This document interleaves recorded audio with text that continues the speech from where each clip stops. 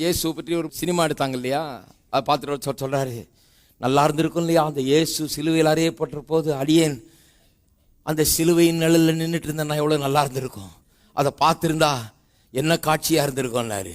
நான் சொன்னேன், பார்த்தா ஒன்றுமே விளங்கி இருக்காது, உங்களுக்கு ஒன்றுமே விளங்கி இருக்காது. ஏன்னா இயற்கை கண்ணின்படி தான் பார்ப்பீங்க. சரி இப்போ மாட்டிக்கிட்டார், நல்ல பிரசங்க யாருன்னு நினச்சோம், போட்டு வாங்குன்னு வாங்கிட்டாங்க, பெரிய வல்லமையெல்லாம் இருக்குதுன்னு நினச்சோம். அப்படிதான் அவருடைய சீஷரில் நினச்சாங்க பாருங்க. அங்கே போய் ஒளிஞ்சிக்கிட்டாங்கலாம், போய் மாட்டிக்கிட்டாரு. அவ்வளோதான், இவர் கொண்டுட்டாங்க. இனிமே இவருடைய சகாப்தம் முடிந்து விட்டது அப்படின்னு ஒரு இயற்கை பிரகாரமாக ஒரு இயற்கை மனிதன் எப்படி எண்ணுவானோ அப்படிப்பட்ட எண்ணங்கள் தான் நமக்கு இருந்திருக்கும். அதற்கு மேலே ஒரு வெளிப்பாடு நமக்கு அன்றைக்கு கிடைச்சிருக்க முடியாது. ஏன்னா பாருங்க, எம்மா ஒரு சீஷர்லாம் பார்த்து பேசுறாரு ஏசு, யாருக்குமே ஒன்றும் விளங்கல. மந்த இருதயம் உள்ளவர்கள் என்றார். இவ்வளோ நாள் என்ன போதிச்சிட்டு இருந்தேன், இதை தான் சொல்லிட்டு இருந்தேன், விளங்கவே இல்லையன்றார். ஏசு சொல்லியே விளங்கலைன்னா நான் சொல்லி விளங்கலாம் ஆச்சரியப்படுறது இல்லை. அதனால நான் டிஸ்கரேஜ் ஆகிறது இல்லை. அதனால அங்கே சிலுவையின் அடியில் போய் நின்று இயேசு அடிக்கப்படுறதை பார்த்தோன்னே எல்லாம் விளங்கிடும் அர்த்தம் கிடையாது. நான் சொல்லுகிறேன், இன்றைக்கு இங்கே உட்கார்ந்து இப்படிப்பட்ட ஒரு பிரசங்கத்தை கேட்கும் போதுதான் விளங்க போகிறது. ஏனென்றால் இதை விளங்கிக் கொள்ளும்படியாக தேவ ஆவியானவர் கொடுக்கப்பட்டிருக்கிறார், வெளிப்பாட்டின் ஆவி அவர்.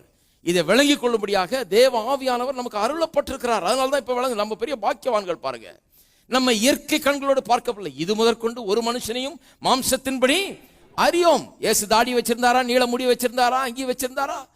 ஒரு ஆள் நீள முடிய வச்சு ஆள் சொல்றாரு, ஏசு நீள முடி தான் வச்சு. என்ன முடிய வச்சு, நீ என்ன முடிய வச்சுக்கோ, ஏசு என்ன முடிய வச்சுட்டு, என்ன முடிய வச்சிருந்தா என்ன?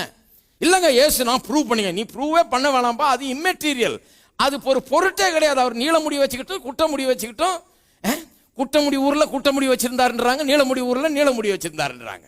என்ன முடிவென்னா வச்சுக்கிட்டோம், அவர் யார், அவர் எனக்கு என்ன செய்தார், அவருடைய ரத்தம் எப்படி விலையேறப்பட்ட ரத்தமா இருக்கிறது, அவருடைய ரத்தம் எப்படி என்னுடைய பாவங்களை எல்லாம் சுத்திகரித்து கழுவுகிறது, அவருடைய மரணம் என்னுடைய மரணம், நான் மரிக்க வேண்டிய மரணத்தை அவர் மரித்தார், என்னுடைய பாவங்கள் அவர் மீது வைக்கப்பட்டது, எனக்கு பதிலாக அவர் சிலுவையில மரித்தார், என்னுடைய ஆவி செல்ல வேண்டிய மரண பாதாளத்துக்கு அவருடைய ஆவி சென்றது, என்னுடைய வேதனையை பாதாளத்திலும் அவர் அனுபவித்தார். அங்கே பிசாசின் மீது எனக்காக மனிதனாக, ஒரு மனிதனாக பிசாசையும் அவனுடைய சேனைகளின் மீதும் வெற்றி சிறந்தார். அதைத்தான் நான் புரிஞ்சுக்கணும். இவர் தாடியா அங்கியா இதெல்லாம் பிரச்சனை கிடையாது. அங்கி போட்டுங்க, தாடி போட்டுங்க, பேண்ட்டை போட்டுங்க, வேட்டியை கட்டிங்க, என்னமா பண்ணீங்க, விளங்கிக்குங்க சத்தியத்தை. இங்கே வேஷ்டி கட்டுறதா பேண்ட் போடுறதான்னு பிரசங்கம் இல்லை எங்களுது.